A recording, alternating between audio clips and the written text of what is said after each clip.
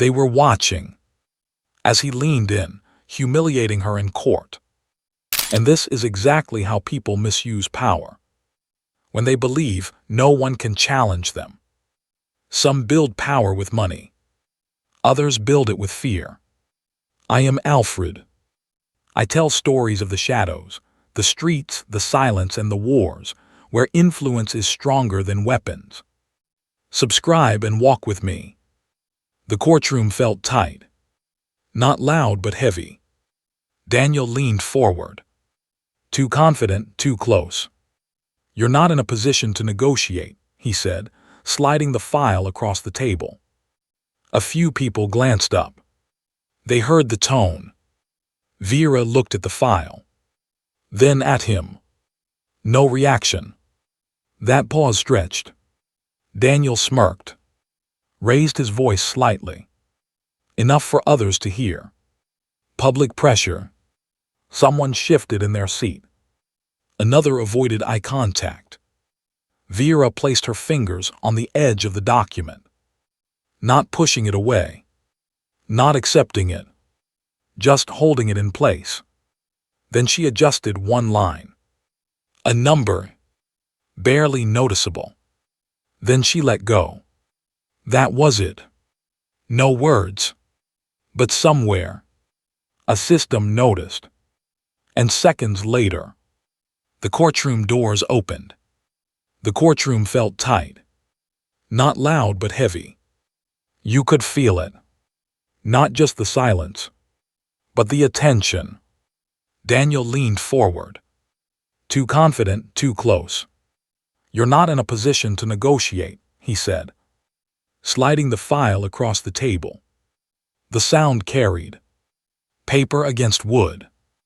A few people looked up. They heard the tone. Vera looked at the file. Then at him.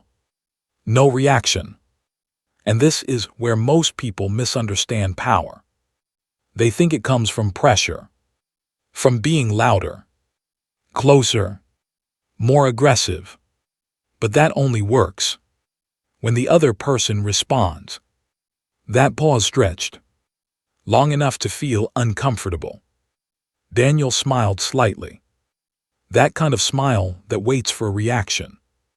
He expected something. Pushback. Fear. Anything. But Vera didn't move. Because moments like this aren't really about the words. They're about control. And control depends on feedback. If you can't read the other person, you don't actually have control.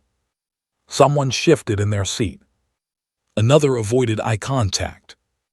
The room wasn't reacting loudly, but it was reacting.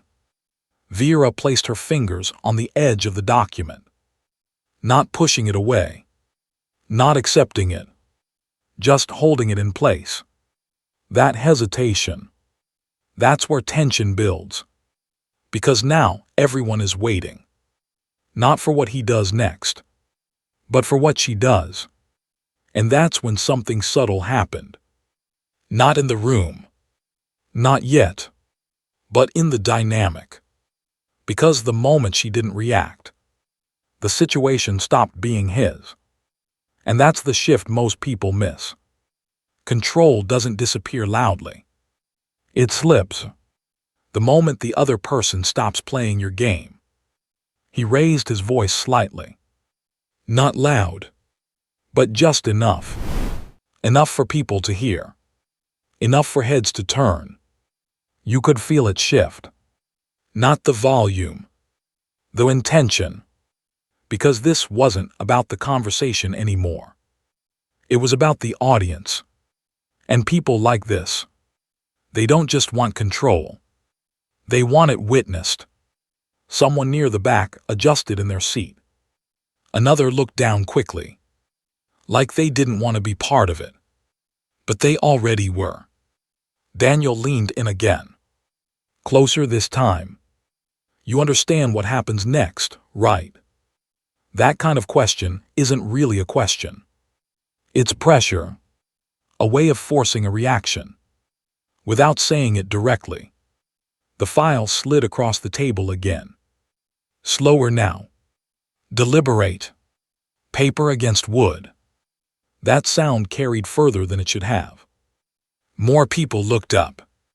Not openly, but enough. Because small sounds like that, in quiet rooms, become signals.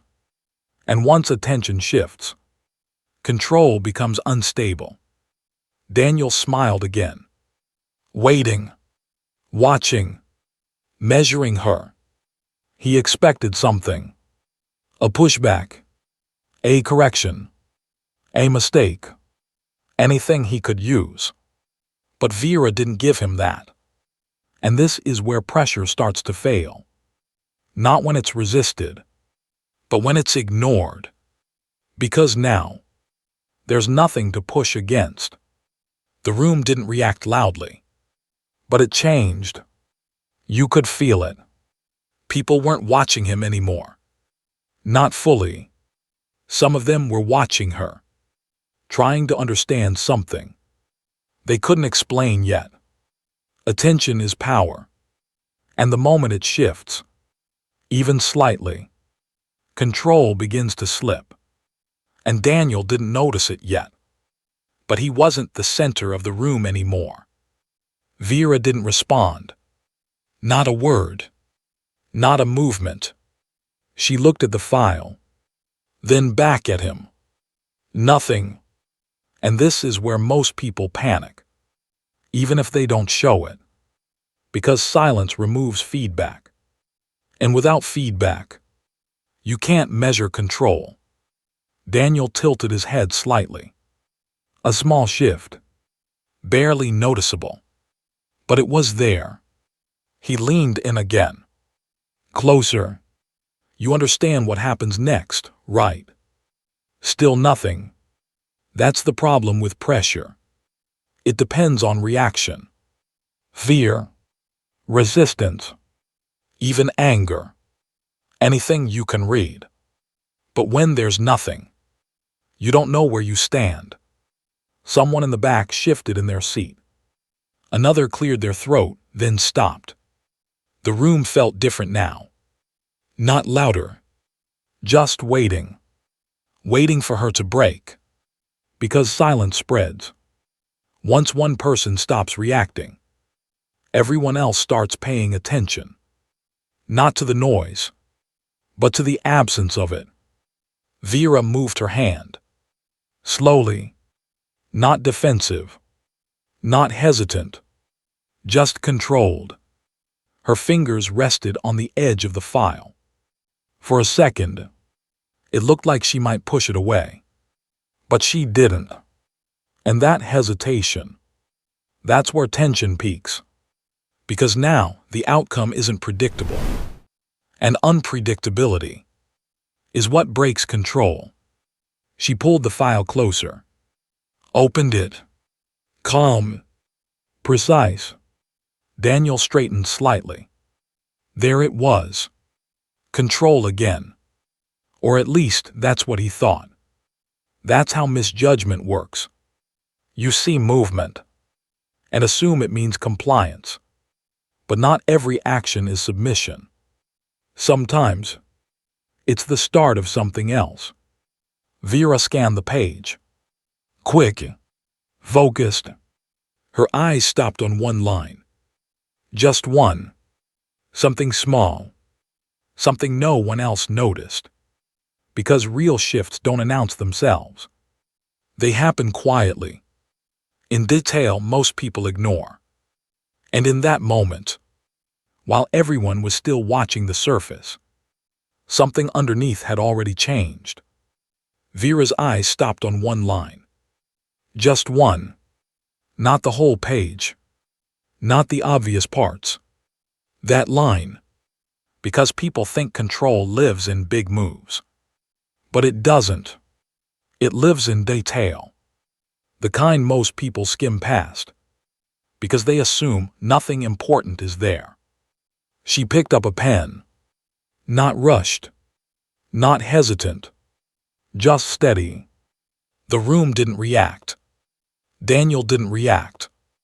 Why would he? It looked normal. Routine. That's how precise actions work. They don't attract attention. They blend in. So by the time you notice them, it's already too late. She made a small adjustment. One number, barely visible. Then she paused, just for a second, as if confirming something. Then she closed the file. And this is where most people completely miss what just happened. Because nothing looked dramatic. No argument. No resistance. Just compliance. But real control doesn't resist loudly. It redirects quietly. She pushed the file back. Gently. No words. Daniel blinked. That wasn't the reaction he expected. Not fear. Not pushback. Just agreement. And that's dangerous. Because agreement creates certainty. And certainty is what blinds people to change. Daniel looked down at the file again. Then back at her. Trying to read something. Anything. But there was nothing there. No signal. No emotion. Just stillness. When people can't read you, they fill in the gaps themselves. And most of the time, they fill it with what they want to believe. And that's when it happened. Not in the room. Not where anyone could see it. Somewhere else. A system noticed. A timestamp shifted. A flag appeared where it shouldn't. Because systems don't care about appearances. They don't care about tone. They respond to patterns. And the moment something breaks that pattern, they react. Deep inside a system, no one in that room was thinking about. Something had already started moving. Quietly, precisely, without asking for permission. And that's the part people never understand. The moment you think nothing happened is usually the moment everything already started. And by the time anyone in that room realized it, the process was already in motion. Back in the courtroom, Daniel leaned back slightly. A slow exhale. There we go, he muttered under his breath. Like he'd won something. Like it was over. That's the moment people relax. When they think the outcome is already decided.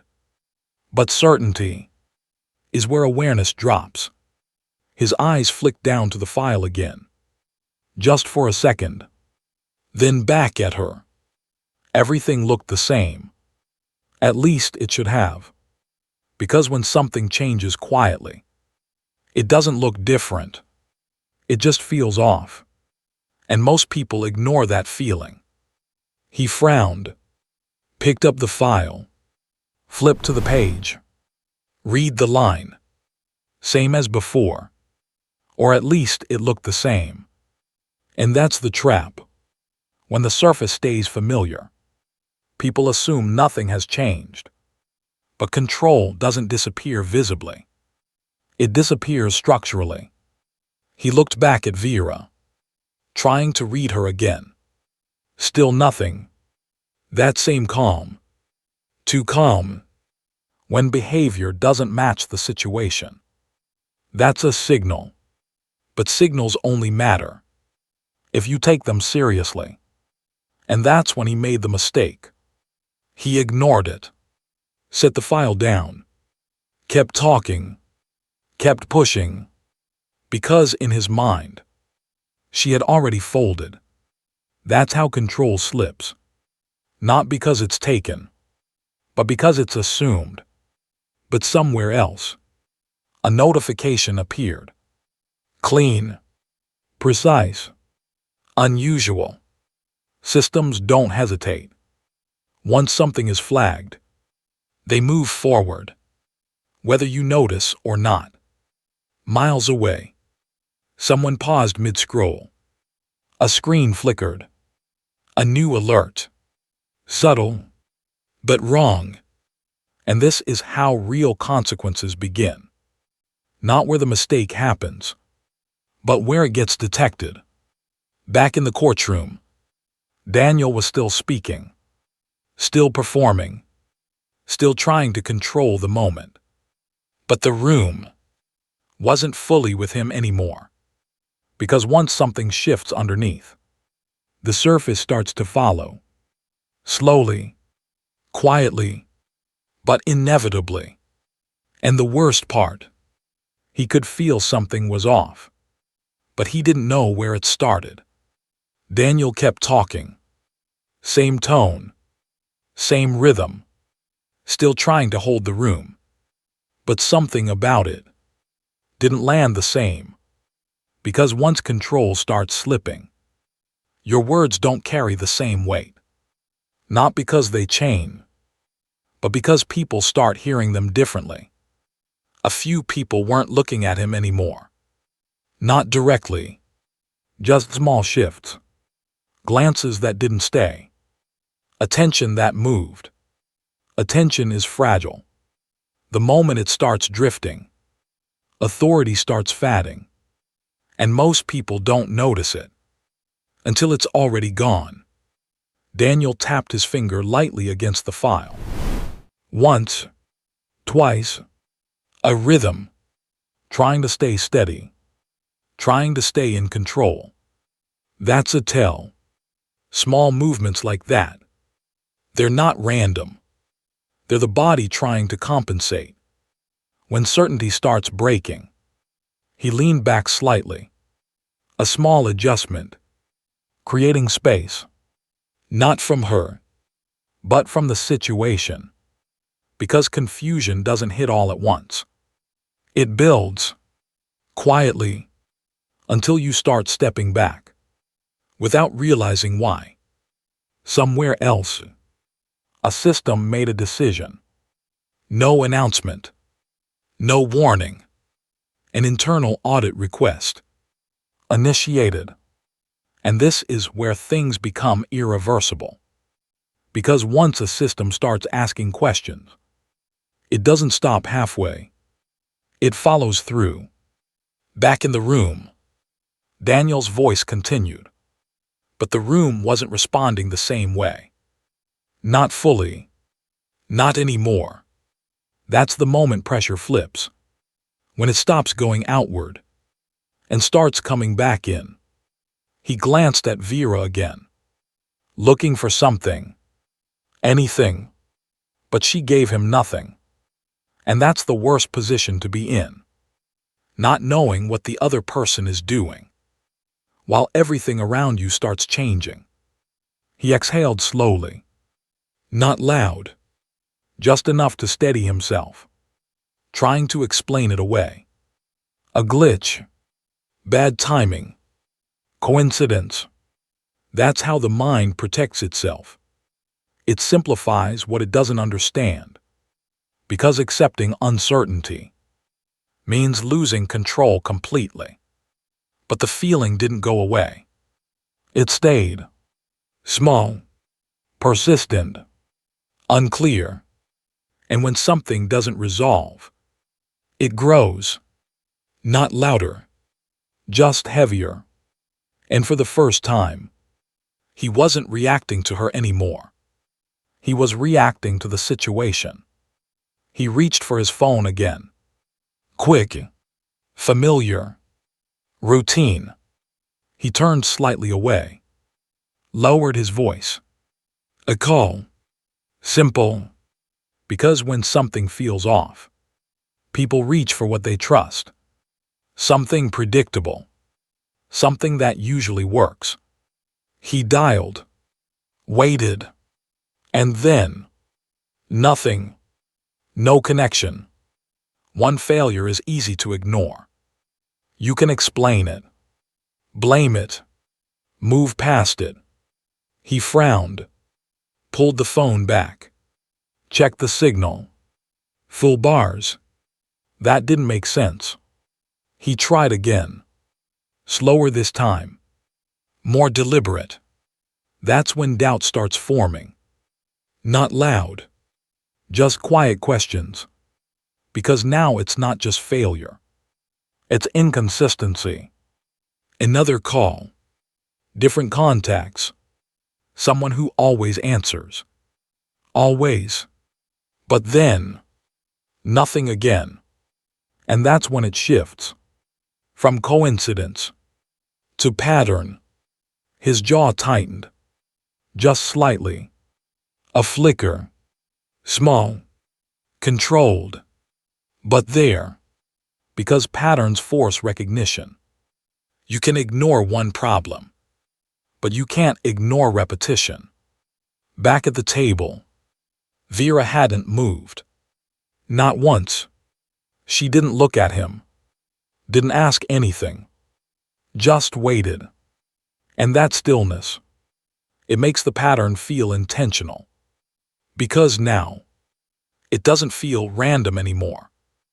Daniel walked back slowly. Placed the phone on the table. Face down. Like that would reset something. That's another tell. Trying to regain control. Through routine. Through small actions. Even when nothing is responding. He tapped the surface lightly. Once. Twice. Thinking. Trying to explain it. Network issue. Temporary glitch. It happens. Right.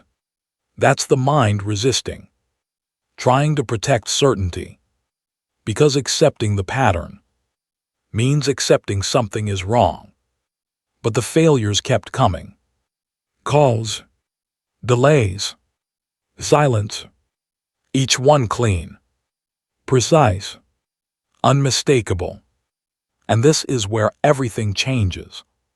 Because once a pattern becomes clear, it stops being a possibility and becomes a fact. Daniel looked up again. Across the room. Then toward the door. That man was still there. Still watching. Because once people sense a pattern, they start looking for a source. Not just what is happening, but who is behind it. And for the first time, he wasn't asking what's wrong. He was starting to wonder. Who caused it? Daniel picked up the file again. Slower this time. Careful. Like it might explain something. Because when patterns become clear, people stop reacting and start searching. Not for answers, but for connections. His eyes moved across the page. Line by line. More focused now. More deliberate. He wasn't skimming anymore. He was looking. That's the shift. From assumption to attention. And attention reveals things you weren't supposed to notice. Then it stopped. That same line. The one she touched. The one that didn't matter before. Now, it did. Because the meaning doesn't change. Awareness does. The detail was always there. He just didn't see it. That's how realization works. You revisit the same thing. Hopping, you misunderstood it. But deep down, you already know. His posture changed. Not obvious. Just tighter. More controlled. Less certain. Because realization doesn't hit loudly. It tightens. It restricts. It replaces confidence with caution. He looked up. Not at Vera this time. But past her. Toward the room. Toward the door. That man. Still there. Still watching. Because once the pattern is clear, the mind looks for a source. Someone who could connect the dots. Someone who shouldn't be there. But is. His eyes moved back to Vera. It's different now. Not measuring. Not testing. Trying to understand. That's the moment power flips. Not when something happens, but when someone realizes it already did. The room felt smaller.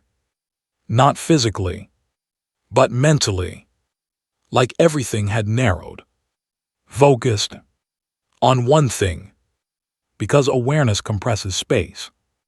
The more you understand, the less room you feel you have. He looked back at the file, then at her, then at the door again. 3 points, one line connecting them. And that's when everything becomes clear. Not fully, not perfectly, but enough. Enough to know this isn't random anymore. And in that moment, he stopped trying to control the situation and started trying to understand it. The room stayed quiet, not tense anymore, just still. Daniel didn't speak, not immediately, because once realization settles in, words lose their purpose. You're not trying to control anything anymore. You're trying to understand what's left. He looked at the file one more time, then closed it. Slow, deliberate, like that action meant something, like it could reset something. That's the last attempt at control. Small actions that feel symbolic, when the real situation has already moved past you. Across the room, a phone vibrated. Short, sharp, then another, and another. Not loud, but noticeable. Because when systems move, they don't move once. They cascade. One trigger leads to another, until everything connected starts responding. Someone glanced down. Another checked their screen. Subtle reactions. Contained, but spreading. And that's how collapse looks in real life. Not dramatic, not explosive, just quiet confirmation. Daniel's phone lit up, face down on the table. The screen pulsed. Once, twice. He didn't touch it. Because at that point, you already know. You don't need to see the message to understand what it means. No one was looking at him now. Not directly. Not like before. The attention had shifted completely. Because once control disappears, so does presence. People don't follow authority. They follow certainty. He reached for the phone. Slow. Turned it over. Read. No reaction. Just stillness. That's the final stage. Not panic. Not anger. Just acceptance. Because there's nothing left to react to. Someone stood up. Another gathered their things. Quiet movement. No announcement. No confrontation. Just transition. Because the system doesn't need to explain itself. Once a decision is made, everything else adjusts around it. And in that moment, he realized nothing had been taken from him. It had simply moved on without him. The room was almost empty now. Chairs slightly out of place. Papers left behind. Nothing dramatic. Just absence.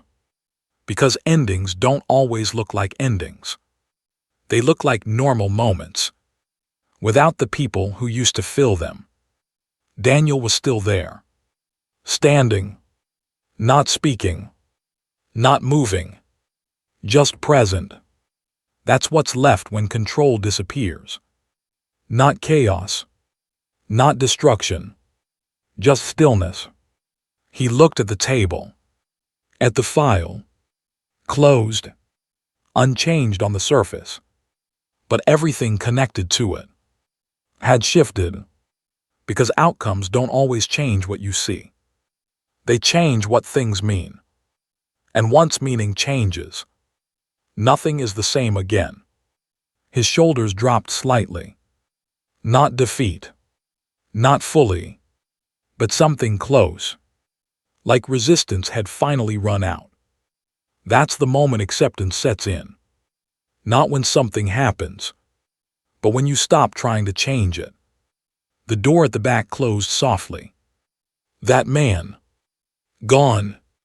No announcement. No explanation. Just gone. Because real influence doesn't stay to be seen. It moves quietly. And once it's done, it leaves. Daniel glanced around the room one last time. Different now. Empty. Neutral. Like nothing had happened. That's what makes it harder to process. When the world resets. But you don't. He picked up the file, held it for a second, then walked out. No urgency. No direction. Just leaving. Because once everything changes, you don't move with purpose. You move because there's nothing else left to do. Power isn't what you show. It's what you can move without being seen. And the most dangerous shifts don't happen loudly. They happen quietly until there's nothing left to stop them. Subscribe to Alfred Mafia Stories if you want to see what most people miss.